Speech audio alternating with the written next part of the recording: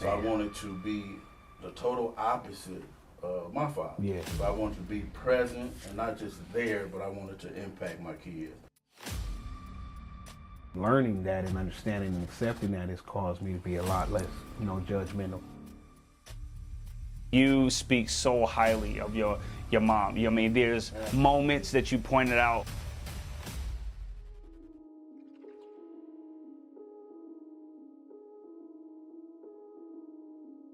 How did your mom influence you to become the man that you are today? My mom, so honorable. She did it by herself. She went to school, finished high school on time, graduated, raised me and my sister. So I have a lot of respect for women who do it by themselves.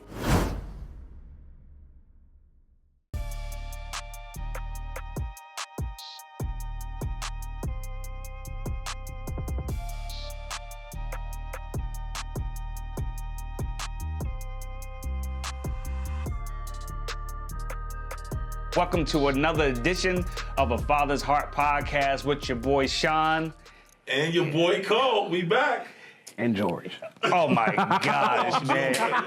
And George. And George, man. Listen, man, we are excited, man. We are excited. As you see, we are here in person. In person, man. It's been a long time, right? We took a hiatus. Where we haven't been on, on the social media platform doing it live. We decided we was gonna take a break, right? And we wanted to make this experience a lot different and a lot better. I'm doing it in person, man, so that way we could feel each other's energy, man. So, I'm excited, man. Right? How you feel? I feel good, man. It feels different seeing you in person versus virtual. Yeah. I feel like your chair a little higher than mine, but it's all good. Bro. Don't you seem a little taller? It's strategic. It's always intentional. It's always strategic. Yeah. And it's, you know what I'm saying? It just, it puts people in their proper place or perspective, if you will. So, yeah. Right. Really? But we're going to have a good time. No, we're going to have a good time. We're going to have a good conversation. You know what I'm saying? We're feeling the vibes already. Yeah, like, we're going to get right to it. Yeah. That's what we Hold on. See, we have a guest, but not a guest, because we called him a guest. And he broke it down. And he was like, don't you ever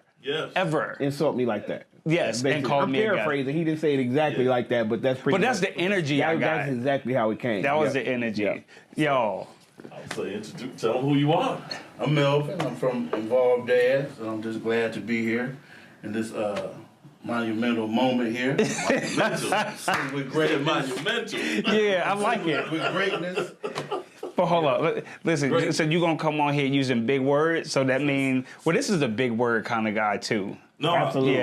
absolutely. And he throws them in sporadically. For shock value, shock value, if you will. Yeah, that's what it is, for shock value. Just a little bit. So we here, and we here, man, to talk to you, and to learn a little bit about who you are, what you do, and how you've gotten even involved in InvolvedDad. So, I mean, I feel like the first question for me would be, tell us a little bit about you as a father. Okay. Well, as a dad, I'm active, very hands-on. Like so many other people, I didn't have the best example and role model, so I kind of learned along the way of what's important. I learned what it takes to not just be a dad, but how to role model that role for my kids and the people around me. Sometimes we assume just being a dad means paying your support or buying things, but there's more to it. Help with character and what's important. So I'm excited about being a dad. For a while I wasn't. I just fit the position. Man, boy in the man's body. Yeah. So now I get what that means. I get how I need to communicate and just represent a man, not just a dad for my kids and for those around me. Wow. I can jump in right there, Melvin. You said something that's so prevalent. You said for a while I wasn't. Yeah, I heard that. It's very prevalent. And people, so with my line of work, there's always a reason, why people operate, why they act, why they behave the way that they behave. And so learning that and understanding and accepting that has caused me to be a lot less, judgmental of somebody who might not move the way that I think they should move or the way that I move or different things like that. So for you, and it could have been a combination of moments or it could have been one pivotal moment, what kind of changed that mindset to, I got to do something different? Like, what was that for you? I didn't have the best role model, so it's hard to be something you never seen. So I just never knew what it meant exactly to be that. So for me, I started growing more spiritually. Okay. I started realizing what was important to me and what wasn't. I tried things so many other ways and it didn't work out.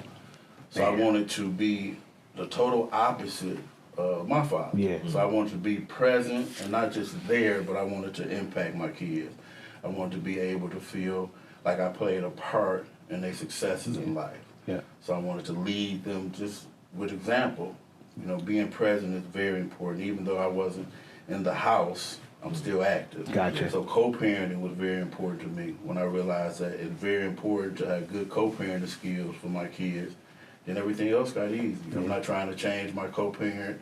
You know, I don't have to be in control. Yeah. We share Figuring out what's going on over there. Yeah, I got you. Responsibilities with decisions and all that. You said something, and you said you got sick and tired of things not working out. And one thing that I try to, for myself and for my family and for clients, is I always say, if your results, you know, you're constantly in patterns or cycles of different things like that, and you're constantly not getting the results that you desire, then you have to change the way that you're thinking or different things like that. And I think a lot of people don't reach, and when we're talking about manhood, I come across a lot of men who don't reach that point of getting tired of being sick and tired. You know what I'm saying? They almost accept it. Like, this, it just is what it is. Or, you know what I'm saying, I guess this is what it's going to be. And then they operate that way for sometimes months, sometimes years, and sometimes life. And I think that's a dangerous place to be. Complacency, you know what I'm saying, mediocrity, or, you know what I'm saying, or just lost L after L after L. I think that's a dangerous place to be. But more so, I think it's a dangerous place to accept. You know what I'm saying? Like, I can't just accept being stagnant or being stuck. Like, we have to do something. You know what I'm saying? We have to do something. My daughter and I, my 15-year-old, we talking yesterday about some conflict that's going on in the house, and it's recurring. And so, you know what I'm saying, we sparring. We going back and forth because that's how I train. You know what I'm saying? He said sparring. You know what I'm saying? That's how I, you know what I'm saying? He said sparring. Did you hear that? That's how I raised them. You know what I'm saying? And I'm putting on a rabbit trail, but like, I raised them to stand up for themselves. I just didn't want them to do it to me. Like, you know what I'm saying? So now that they're doing it, or now, you know what I'm saying, they're doing it and doing it well, that was an adjustment for me, because I'm like, who are you talking to? I'm talking to you, because this is how you taught me to talk. You know what I'm saying? You know what I'm saying? Yeah. You know what I'm saying? Yeah. But at the end of that conversation, and I mean, I could show y'all the text thread, and I mean, we paragraph and paragraph. Finally, I said to her, baby girl, listen, I said, these are all words. What are we going to do? And that be the cutoff. Yeah. Because people, so cycles, we can go words, we can converse, we can communicate good, bad, and ugly. We can do it. Eventually, implementation has to come in somewhere. After you get done talking, after you get done debating, after you get done arguing, after you get done, you know, just like I said, sparring. What are you going to do? That's the question. And so with that, right, and so what was that, you know, you talked about your spirituality, you talked about, you know, that whole process with not having, you know, that role model. Was there role models that you had that contributed to your transformation of becoming the father that you didn't have? Absolutely. I did have some role models, but they taught me how important it was to, you know, work. You know, you're going to be a provider for your kids, and once a week you're going to thank God. That's all they taught me. They didn't teach me about how to love and nurture and understand. So I want to be a dad. Before, you know, when you don't know what to do, you don't embrace something. I was afraid of failing. I was afraid of letting my kids down the same way I was let down. And because of that, I ran from the responsibility. That's deep. So once I was able to accept that, and most important, once I started having more confidence in myself, I feel good about who I am and stand by any decision. Yeah. And I think I lead a good example to my kids about that. Yeah. So I learned how to communicate. You know, the men that I did have in my life, they wasn't very good communicators. They're old school, because I said so. You know, I'm the man. I eat first. I get the remote control. So I didn't learn how to communicate with co-parents, with women. You know, it wasn't a role model to me. So I think I was selfish, And because of that, when things didn't go my way, I ran. You know, it's easy to quit. That's the easiest thing in the world to Absolutely. do. It is. To just leave them your kids. Yep. See you in court. And I just didn't want to be that. I wanted to be like, no, I'm going to stick this out. So even though relationships may not work, this parenting is a way of life for me. Yeah. I'm going to roll this out. Yeah. Yeah. That's Well, good. one of the things I think is important too that we talk a great deal about is that if we want to see children healthy, we first have to support fathers. So can you tell us a little bit about who your children are? Like how many children do you have, age? And then maybe talk to us a little bit about why get involved with supporting other fathers. What made you want to go down that path? Well, for me, like I said, I didn't have it. So I have a 9-year-old set of twins, boy and a girl. Okay. I have a 10-year-old son. And I have this big gap where I have a 21-year-old daughter and a 20-year-old daughter. Okay. So it's kind of, you know, it's me and my older daughter, she always say I'm such a good dad. And I feel so bad because she didn't see that. She's basing that on what she see now as the person I became. Wow. So, you know, I can openly say that sometimes I parent out of guilt. You know, I try to buy those George, I good can feel mirrors. you. Brother, because I'm coming, Melvin. to you know, make up for those times where I wasn't the person that I am. Yeah. And I realize that a lot of dads, and I'm speaking for myself, and I'm sure there's other guys feel the same way, they just don't know. No dad woke up one day and said, how can I not be a good dad and ruin my kid's life? It didn't happen like that at all. But they don't know. Yeah. So for me to be able to say, hey, look, I've been there. You know, I've battled with this or that. How do we create these good relationships with friend record? And how do we create these good co-parenting relationships? In the line of work that I do, I get an opportunity to speak to the dads and the moms, which is really, really powerful because I realize that 90% of your problems is you guys don't know how to communicate. Yeah.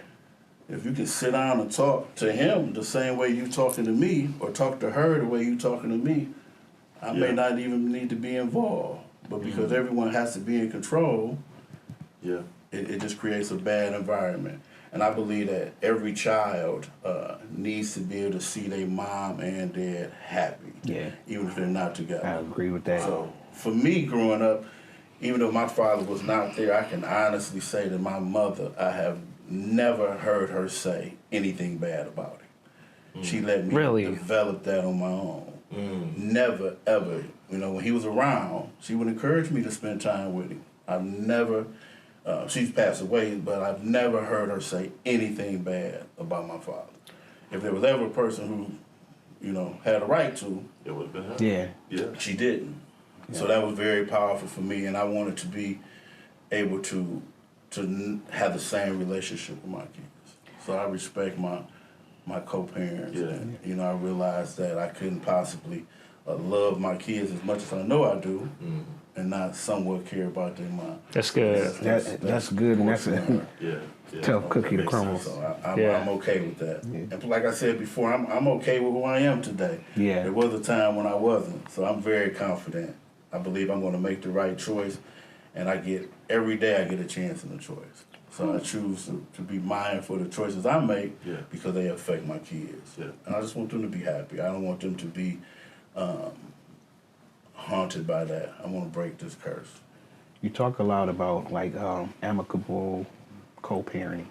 You said something a few minutes ago about, you know, somebody wanting to be in control, and I found that a lot of times when we dealing with co-parents, it's never about what's right, it's always about who's right. And people are trying to be right or trying to do it their way when it's you gotta wait, but this child is innocent, but they keep getting caught in the crossfire. So I feel like that takes a certain level of maturity to get there. Now, when you re-entered or got re-involved, was it right off the bat was co-parenting diplomatic like that, or did you have to get there? And if you did, how did you go about, you know, managing and getting to that place where, okay, you over here, I'm over here, but we working together for the rearing and the raising and the guidance of this child? I learned to respect my co-parent. You know, our parenting skills are totally different. You know, she more hands-on, a lot of, you know, I'm more of why did this happen? You know? And I think, you know, and I have to take responsibility for this as it relates to my older kids. to raise kids are hard. Yeah, So, absolutely. sometimes I notice even in the work I do, moms, sometimes they look at parenting more of a big responsibility. And that's because they've been forced to do it by themselves. Yeah. I love being a dad. It's Yeah. like, I'm honored that someone, let me be in charge.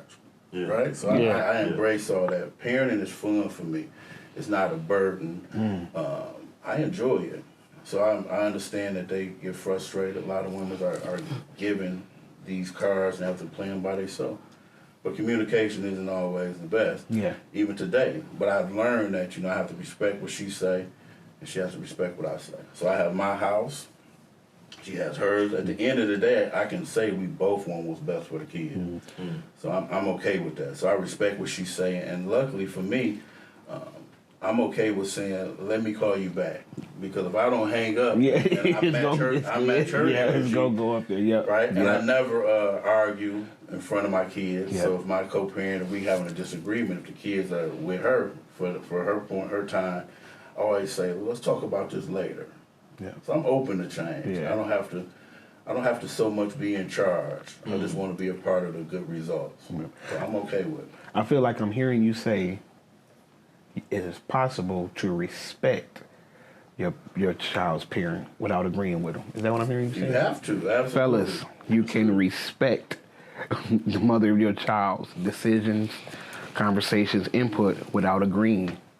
It don't always have to go there. Absolutely. And that's, if I could just touch a little bit Oh, yeah. spiritually, it's in the Bible, respect. You have to respect your husband, even if you're not so much married. Yeah. And in order to get it, you got to give it. Gotcha. So it's reciprocal. It ain't one way. It is. Yeah. I wouldn't be being honest if I said I agree with everything Yep. that she said. But I do know that, her feelings are valid, her opinions are valid, and so is mine. So we tend to be able to work in the middle. Sometimes I have to say, look, let's just talk about this later. Yeah. Because I don't want to match that energy. Yep. I've learned to De-escalate, if you will. that's it. And I've also learned, this is very important for me too, I've learned to go back and say I was wrong. That's something I haven't been able to do before, right? Because remember, I grew up with men saying, because I said so. Yeah. I would watch my grandfather and uncle say that to my grandmother and my aunt. So I followed that path. Because I said so. Whatever, walk away. Yeah. Now it's like, you know what, you was right. I was absolutely wrong, and good call, Mom. A lot of growth. Could you speak? I've talked to you before, man, and I want to give you space, man. When I talk to you about those who really impacted you, and two people come to mind as far as what you shared with me, and that was your grandfather, and the other was your mom. And you speak so highly of your mom. There's moments that you pointed out, like this happened. You're like, hey, look, this right here, this symbol is of my mom, and yada, yada, yada, all those different things, man. Could you speak to, how your mom has impacted you? Absolutely. And who did she raise, right? Like, how did your mom influence you to become the man that you are today? Okay. My mom did it by herself, very young when she had me. My father was a lot older. And my mom worked. My mother, I've shared this with you, my mother passed away coming home from work. So all I know is work. Yeah. My mother was very, very clear to me that I was going to be a good person. People didn't have to worry about me when I came in. I was going to always respect people and give God some thanks along the way. You mind if I ask you to have siblings? I do. Okay. I have a sister. We have the same mother, and then I have two brothers and a sister where we had the same father. Got it. And our relationship are all across the board the same as it relates to our dad, our father. So my mom, is so honorable. She did it by herself. She went to school, finished high school on time, graduated, raised me and my sister. So it was good for me to see that. So I have a lot of respect for women who do it by themselves. But I realized it could have been a lot easier if they had some help. Yeah. So I always encourage dads that, even if you're not in the house and you and mom ain't working out, you can still be very, very active. And moms need it. right? And it's not a mom around that wouldn't be more than happy to let their kids go spend the weekend with their dad to get a break. Yeah. And I mentioned earlier, my mom, every chance she got when my father was around, she was like, you should go spend time with your, you know, she didn't make me, but she suggested it. Like, you should go spend time with your dad. Yeah. What's your relationship with your father today? Not at all active.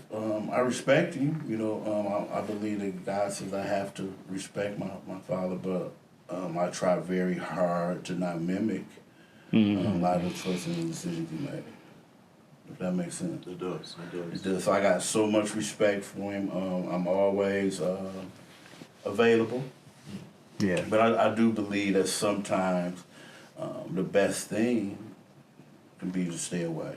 I do believe that you can be Very much so. the right man just at the wrong time. Right man at the wrong time. And I understand that. My father at the time when I needed him the most, he wasn't the right man, wasn't a good time. Yeah.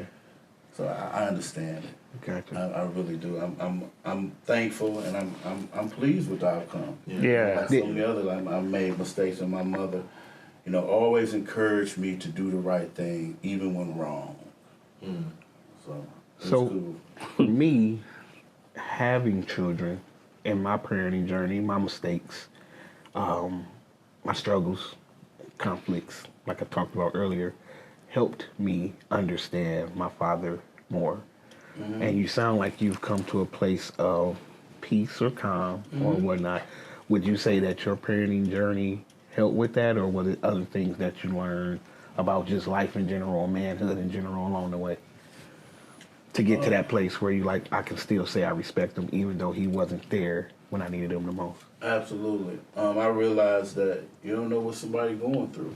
I mentioned before how I was afraid. And I'm just going to assume that maybe he was too, you know, to raise a child. I'm the oldest out of all of us. So Yeah.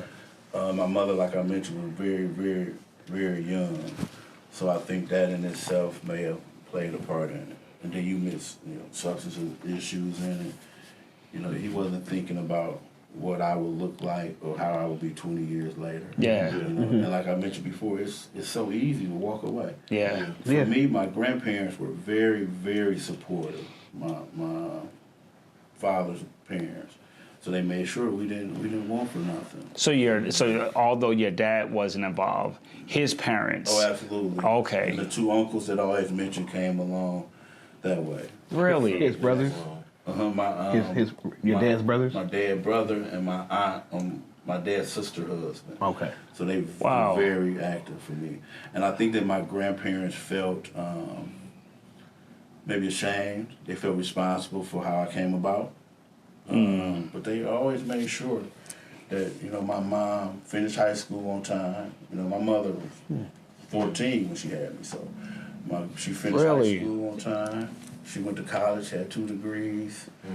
And So she had a village, if you will. very determined. I think that's where my determination comes from. She wasn't sitting around waiting on nobody to give her nothing. Okay. She got up and went to work, and I can remember as a child, I really only seen my mother on the weekend.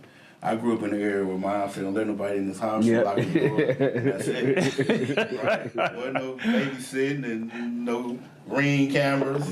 Yeah. So for me, when I got up in the morning, my school clothes were laid out on the banister. I get dressed, I go to school. When I came home, I got the key from the neighbor's house because my mother didn't trust me to have a key. Yeah. I went in. There was some food there for me, and that was it. And I knew don't let nobody in the house. Yeah. Wow. And so on the weekends, she just loved me. You know, I think she felt some kind of way about the hours, but we had everything. I can't ever think of a time where the lights didn't work. I can't ever think of a time when I was hungry. Wow. So I'm very. So you very- never had a syrup sandwich? Only by choice. Oh, okay. Now, Well, that's unfortunate to hear. Only By choice. hey. I can't talk. We had mayonnaise. We used to have Miracle Whip sandwiches by choice. That is disgusting. It is- Miracle it- Whip. well, it's I can see disgusting mayo. now, No, I can see Nope, mayo. Miracle Whip. Miracle Whip is disgusting. Miracle Whip I'm sandwiches. sorry. The focus is on you. It is. But he I'm sorry. distracted me with Miracle Whip. Come on, man. Miracle He Whip. said it with confidence. Yeah. Too. He did. I 100%. I said it with shame. I didn't say it with confidence. because I can't. It happened. I'm not proud of it, but it happened. It happened repeatedly and consistently. It Now, for did. me, it was just me. Yeah. I'm 10 years older than my sister. Okay. So for 10 years, I was the only child Okay. and only grandchild. Okay. All right. So Well. somebody always had a pot of something. Okay. All right. Well, that wasn't my story. So that syrup sandwich. Oh yeah, Yeah. I had syrup sandwich when she said I ain't cooking. Yep. Or, you know, Yep. That's funny, man. Definitely had those sandwiches. So let me ask you this: when you hear the phrase fatherhood identity, what comes to mind to you? Oh wow, that's a good question. I think about the whole umbrella of fatherhood. Okay. I think it's more than just saying I'm a dad. I think the leading by example. I think that my kids will remember a large percentage of what I say, but they'll remember everything that I do. Yeah. I think me showing up, at graduations and support is very important. For me, I'm very approachable. My kids come and talk to me about anything, Yeah. and they don't have this fear of any type of punishment or this or that. I want to know, like, what, why? How can we move forward? So fatherhood means being a good person and being very supportive financially, spiritually. My kids need to see me pray before I eat. Everything that I say and do, they're watching, and they need to see that. I teach my sons to hold the door and be thankful, this and that. So. Are you originally from the South or anything like that? Little town, Pontiac. Like Really? I'm from a small town called Akron. Really? Because the crazy thing, man, like honestly, man, everybody that I talk to, right, that when Melvin name comes up, it's always about like, yo, this dude is a servant. This dude is humble. I'm one of your biggest cheerleaders. You don't know that. We saying it public now, but like. And we haven't had a lot of words or anything. It's just a high and by. But I just watched one day. I'm leaving out here late, and you come up, and I'm trying to take the trash out, and you trying to take it from me, and I'm like, I can get it, brother. Yeah. Then you went to doing the windows. I texted Sean. I was like, he the one. I was like, he the one. Like, make sure. Like, but even before that, like, just your spirit, your countenance, like, it's just always helpful. It's always peaceful. It's always calm. And so it's just like this is a brother that you want around. Yeah. You know what I'm saying? You just somebody that you want around. And you have those people that you don't want around. You rub you the wrong way or different things like that. But just from the first time we met, it's just been an honor and a privilege just to be in your presence. So yeah, he not exaggerating about that at all. In service. Yeah. I think that's way more important. And I think I shared this with you, I just feel like you're supposed to serve. Like every day, my goal is to like some way, somehow help somebody. That come from somewhere though. I've been hurt. I told you I experienced hurt on every level. And people say, when you do stuff, you shouldn't expect anything in return. But I do. I expect a good result behind whatever I do. I don't need any anything in return. See, I gotta get there because I want mine back. Yeah. Every time I plant some good seed, I want to harvest. So I gotta get there. I'm going to. I ain't there yet. Harvest, but not from man. You see, I do. That's what I'm saying. You're just in a better place than I am, spiritually and mentally. You are something else. So then that leads me to another question, right? Because tell us a little bit about what your position is as it relates to InvolvedDad and how, based on the work you do with men, based on what you just described, how does that align? I work with the dads and I reach out to the moms. I'm trying to the medium. I try to help them get some visits, some healthy communication. Like I mentioned before, I think these guys want to be dads. Okay. They just don't know how. Yeah. Okay. And most of the guys that I talk to, it's not, the couple that do say dad was around, he wasn't really around. Yeah. So they don't know. So you can't really hold something against somebody if they don't know. So they realize, kind of like me, I'm in charge, I'm the man, because I said so. And they love selfishly. Yes. So I come along and say, What do you mean by that? Entitled almost. Entitled. Sometimes you feel like that's all I'm winning at is this relationship. I'm not healthy mentally. I'm not working. You know, self-esteem is bad. And, you know, we work with a lot of guys that have domestic violence issues. And, you know, every person that I've ever worked with as relates to domestic violence wasn't loving themselves. No man loves himself and go treat his family like crap. It just don't work like that. If you happy, it comes out. And you want everyone else to be happy around you. That's If good. if you're not the best you can be right now, it's hard for you to even imagine that for somebody else. And how do you cheer somebody else along when you're not cheering yourself? So it all starts within. And it took me a while to realize that. It took me some time to sit back and self-check myself. I wasn't happy. When I was making bad decisions and running away from being a dad, I wasn't happy. I always tell people, like, I had mirrors in my house but never looked at them, right? I blamed everybody. You know, my dad, my mom died young, God, where was you at? You know, and one day, you know, after my bucket of tears ran out, I said, you know what? I'm going to make the most out of this. Wow. I ain't going to disappoint me no more. So every day I know I'm not going to disappoint I'm you. not gonna disappoint me. That's no good. more. That is I wish I had my that bell. is really I wish good. That's That is really good. That's And my horn. You know, I'm gonna use that because I see a lot of people Whoa! shy away from accountability. And so how you were saying it's everybody's fault, my parents, society, authority, everything like that. But you get to a point where you say, I'm not going to disappoint me no more. And you got to look within. Like, self-love is up there. Yeah. I can't let me down. Man. I've did that enough. So now I'm confident. Everything I do and every move I make, I'm very intentional. I know what I want this to look like in the end. Yeah. I am. How are you with that, being intentional in every move you make? How are you with the company you keep? Oh, my circle is small but powerful. Okay. Right. Anybody that I talk to, I'm listening. Mm-hmm. You know, I don't. I just don't waste time, so to speak. You know, That's good. time is the one thing that's free but so priceless. You never get it Can't back. never get it back. Can't never get it back. So I pay attention even when it appears that I don't, and I learn every day. So I don't associate with people that's not goal driven. How interested are you or open are you to being our fourth co-host? Because this man dropping nugget after nugget after I learned from Mr. Hart. I had a lot of one-on-ones with Mr. Hart, and he helped me really realize some stuff. I'm gonna share this, and I know it's not about Mr. Hart, but one day we was talking, and he was telling me from a spiritual point that, you know, the moment when I started saying, God, let your will be done, my life will truly change. And he told me this a couple weeks ago, and my life has changed since then. So every day I say, you know what, my will didn't work, God. You know, it just didn't. So I remember that with so many other things that he said. So now I stand on that. You know, I let God will be done and just try to serve and be a blessing to somebody. And intend to give me where I need to be. I'm okay. I am truly happy. I always tell people if my life got any better, I need a twin. Because I'm okay. I have absolutely no complaints. I'm excited about helping dads.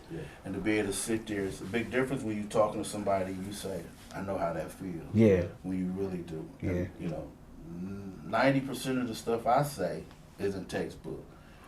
You know, I can show you the scars. Life experience. I can show you the scars, the tears. I can show you the weps. I've been there. So that gets me in the door, and it keeps me engaged with these dads to know that somebody's been there.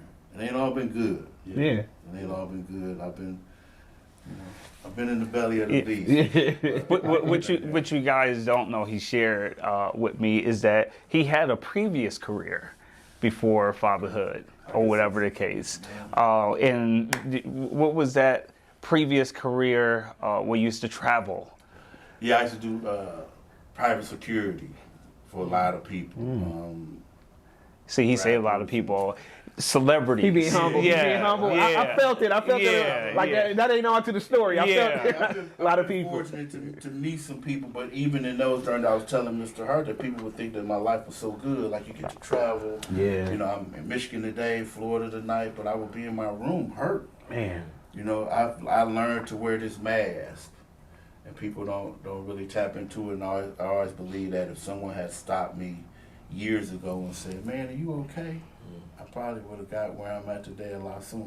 Yeah. But as a man, I'm expected to be strong. I'm expected to answer when people call. I'm not expected to be hurt or grieve or none of that. And no one did. No one ever asked me. So I would do all these things with different people, and my character always been the same. I'm not one that's going to do wrong because I feel like integrity is what you do when no one's looking. Yeah. So because of me and what I experienced, I know the God has always been with me, so I know that he's like always looking. So I just won't do certain stuff. Yeah. You brought up that story about Sean, you know, speaking into you a couple weeks ago. Then you said something about your travels and experience, and you said, had somebody said something to me. And that was the reason why I asked about company keep. Like, that has been so important to me in these last few years of my life, not having to be a part of the crowd or having a large entourage, because I know that the people that you're around are some of who you are. And so it's like super vitally important that you are intentional about the people you let in your space, the people you let in your ear, the people you let in your mind, the people you let in your heart. You know what I'm saying? Because one way or the other, you know what I'm saying, either they're going to affect you or infect you. You know what I'm saying? So, like, that company you keep is vital in our manhood walk, in our manhood journey. You know what I'm saying? And sometimes it's difficult because you got history with people, you got obligations, you got family ties and all these things.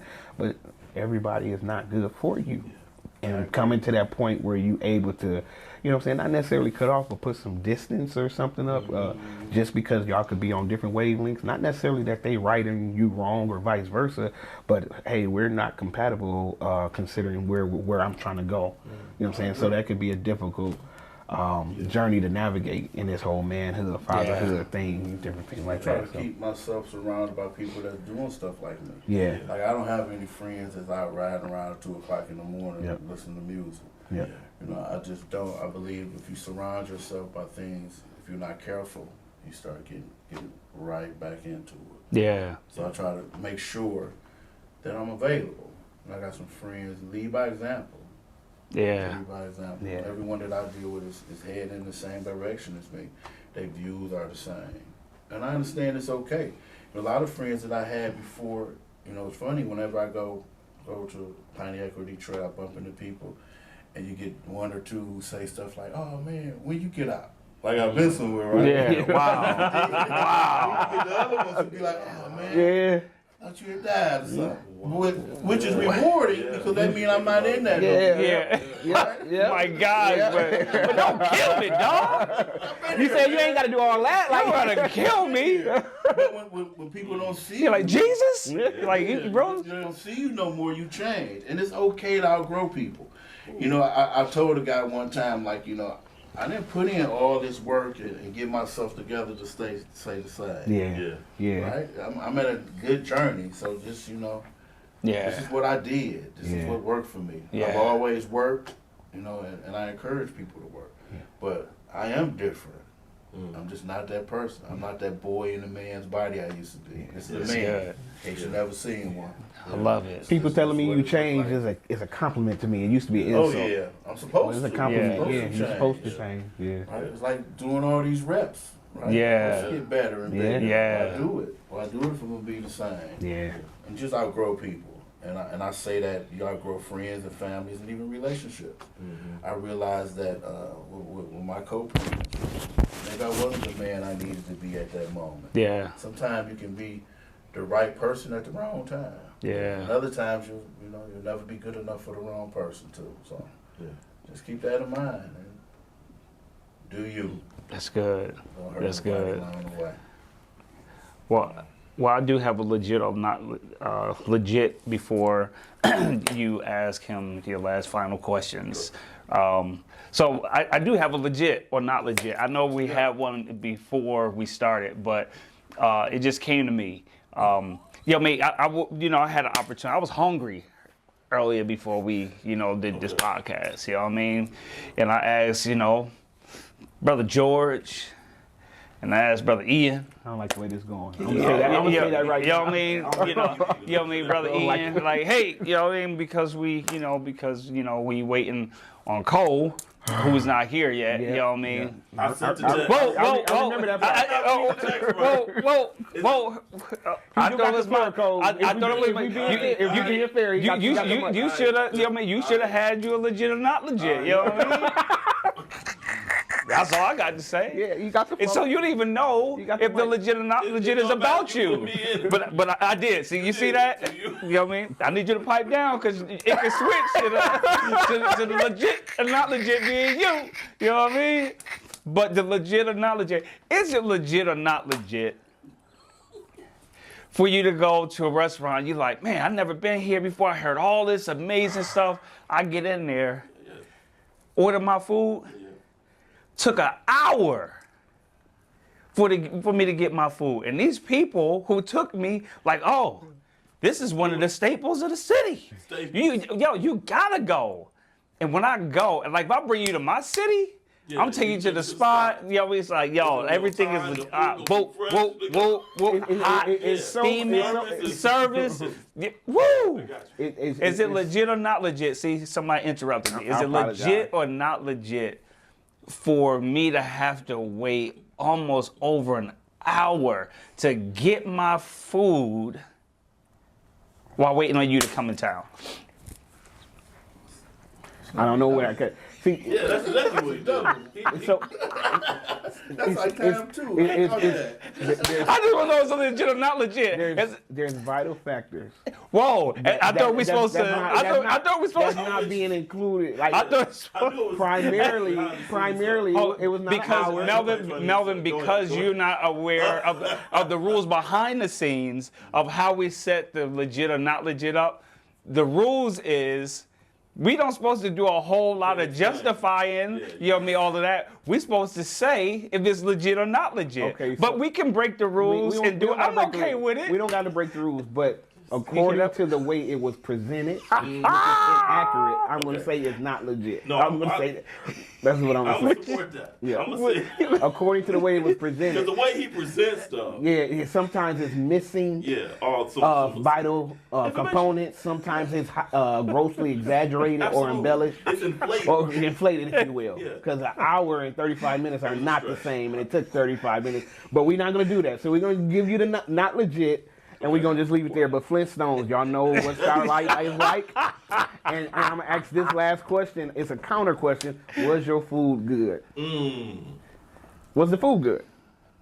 It was good. Okay, all right. But that wasn't a question. That wasn't the legit or not legit. That's a counter. Was it good? The food was good. It was good. No, it was good. It was good. It was good. You know what I mean? It was good. I'll give it to the him. wait was atrocious, and it's not like them. Even So they were very busy. Okay. They were busy. And but it's still not even when they're usually busy, and it was longer than usual, and it was ice cold in there. They had the air on for no. And I didn't even reason bring at that all. up. It was freezing. We like my bright lights was on, and Yeah, I had mine too. and I had Mine too. and I had goosebumps. Yeah, So I it started was to ask bad. for It was cold. I started to It was ask for some freezing. You guys said he needed some tape. It was cold. It was cold. It was cold. It was But cold. the food But I did didn't what hear. it's supposed to do. But I didn't hear you legit or not legit. Was it legit or not legit?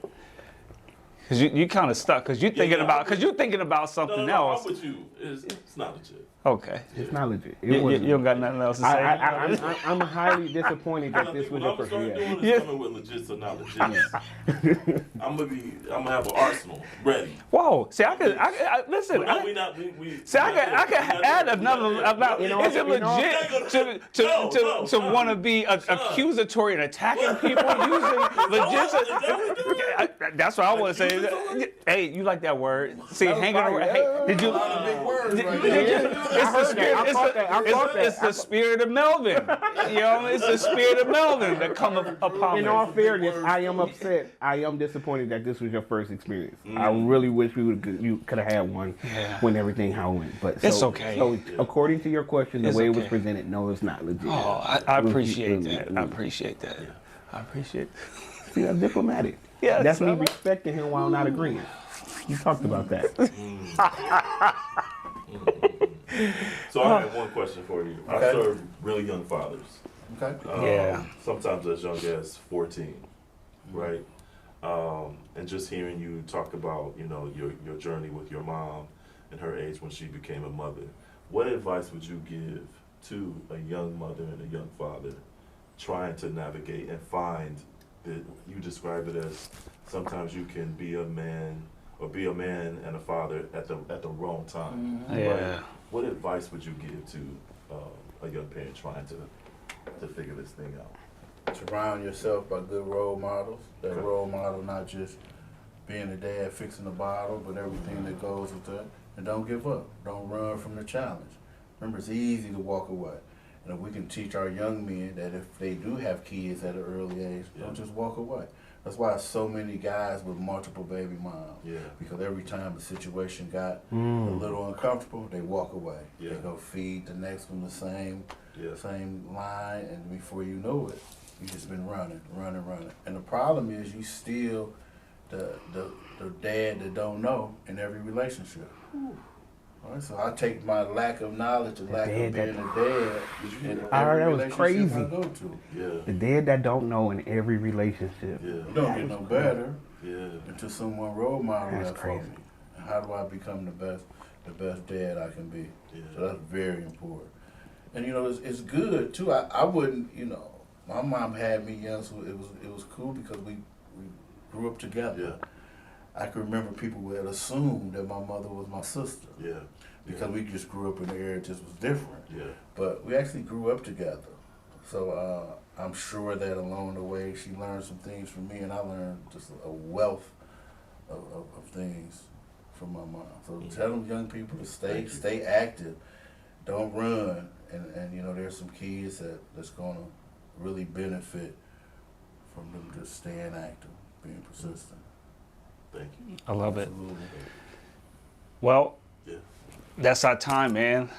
Man, Melvin, thanks for being with us, man. Kicked off the in-person like crazy, didn't kicked he? it off, Kicked man. off the in-person. Can't be no better. Can't be I no better. appreciate it, man. Listen, man, this is what we will do. We will have other amazing people like Melvin in the building with us, man. Thanks for tuning in. Yo, listen, like, subscribe, share this on your platforms, right? Become a member, right? Like, you know, just hitting that subscribe button so that way you'll always be alerted for when our new podcast drops, man. So we want to thank you, man. Like we always say, man, till next time, right? Yeah. All right, let's get it.